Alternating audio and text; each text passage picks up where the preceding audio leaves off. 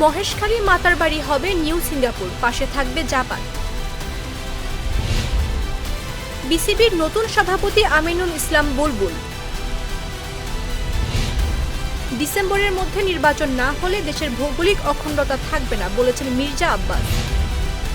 বরগুনায় বেড়িবাঁধ ভেঙে গ্রাম প্লাবিত, আতঙ্কে এলাকাবাসী। বৈরী আবহাওয়ায় বাজারে ক্রেতা কম, দাম স্থিতিশীল। বাংলাদেশকে $106 কোটি দেবে জাপান। ছাত্রদলের নেতৃত্বে অঘোষিত পরিবর্তন। ঈদের আগেও জমে ওঠেনি শপিং মল, নতুন পোশাক বিক্রিতে ভাটা। ফেনীতে চোখ বেঁধে শিশুসহ 13 জনকে বাংলাদেশে ঢুকিয়ে দিল বিএসএফ। চাঁদা না দেওয়ায় বিএনপি নেতার হাত পা ভেঙে দিলেন ছাত্রদল নেতা।